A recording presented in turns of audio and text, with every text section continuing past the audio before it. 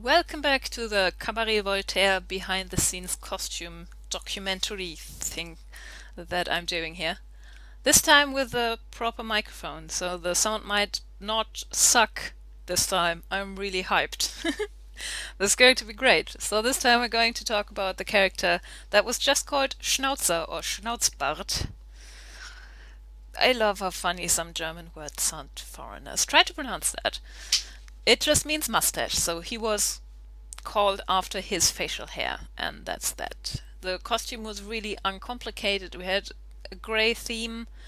We just got the dress jacket and the bow tie and the hat and stuff at the depot place where we got all the opera costumes. And he brought his own shirt and his own dress pants and his own shoes, and he was ready to go. That was pretty simple, really. So, what I can say about the actor, he was very sneaky, kind of like a ninja, very quiet, and he managed to avoid my behind the scenes camera all the time. I have a real footage problem with this guy because he's always in the background, kind of sneaking out of the picture.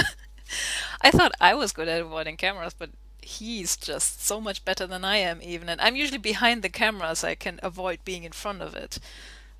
So yeah, I'm working with what I have, and what I noticed during filming, I think he's a pretty good actor. I mean, I'm not a very good judge, but half his face was covered with this enormous mustache, and so he couldn't really emote because he couldn't use half of his face.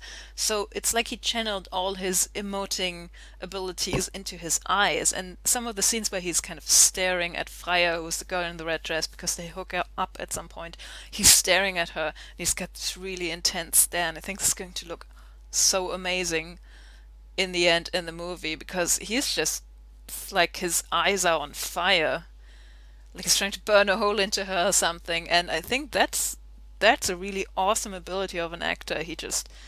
He realizes he can't use the lower half of his face, and bam, he just it's everything's happening above the nose. It's just great.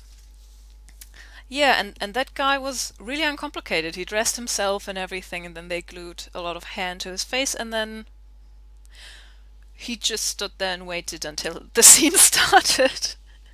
It was pretty great. You don't notice this kind of thing when you're so busy dressing lots of extras and dealing with all other kinds of problems. But the actors that don't give you a whole lot of trouble, you don't notice it until afterwards, and you realize, oh my God, that took so much stress off of us. That he was so uncomplicated. That really helped.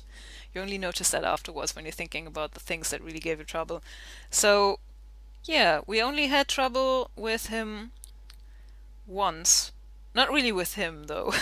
There was more of a mix-up. So we were filming in this trailer when we were doing the outside shooting, and the costumes and the makeup and stuff was inside this trailer, and everybody else was filming in this camping area thing, and it was raining. So we were trying to keep the actors and the costumes and the makeup dry, and everybody else was outside. I felt so sorry for those guys. And he had to leave at some point because he had a casting the next day, and he announced that he was going to take his fancy pants and his shoes with him because he needed them.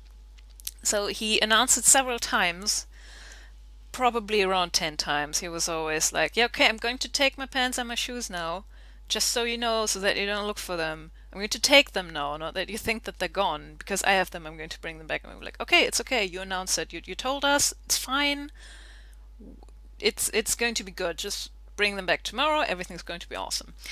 What happened was he forgot them, of course. I guess he couldn't tell any of us, or he didn't notice in time.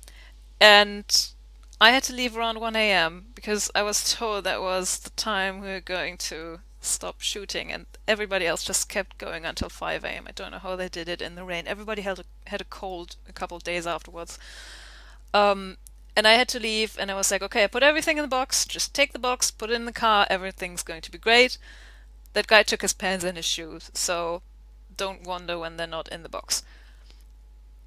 Yeah, and they were lying in the corner the entire time. Nobody noticed because there was a trailer somebody actually lived in, so I mean, there's a guy living there. Nobody is really confused about a pair of pants lying around because there's a guy living there. They're probably his. And we thought that Mustache had taken all his stuff anyway, so nobody even thought about looking for the pants and the shoes because we thought he had them. And yeah, that was a bit dumb of all of us. But on the other hand, nobody was really at fault because this kind of stuff just happens. We thought he had them, he thought we had them. Nobody at 5 a.m. thought to look for stuff we thought was somewhere else. It's stuff that happens. And the next day, we unpack everything. We're like, okay, yeah, he has his shoes and stuff. Yeah, he comes to the shoot, and he's like, hey, did you take my pants and my shoes by any chance? Because I forgot them. And we're like, oh fuck. That moment when when we realized they're in the trailer, and the trailer is a long distance from here. We don't have a car, and the guy who owns the trailer is on a holiday or something, so he can't even open it up. We're fucked. Half of the costume is missing. Oh, damn it. And we were completely stressed out about this. In the end, the catering guy saved the day because he took a giant detour and went there in his car and he got the stuff. Don't know how. I don't know who opened the trailer for him, by the way. So he just managed. He was the hero of the day. And yeah, I have to say the catering in this movie was great. Those guys just we dressed all of them up as extras all the time, and they were really good sports about it, and the food was great. And they saved the costumes sometimes. So yeah, big thanks to the catering. They were really great.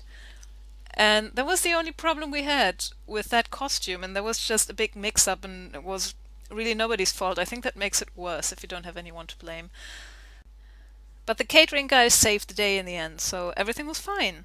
And yeah, that is that costume. Really uncomplicated, aside from weird mix-up issues that we had, but that wasn't so bad in the end after all. And I think it's going to look really great in the movie afterwards because, I mean, that guy can stare.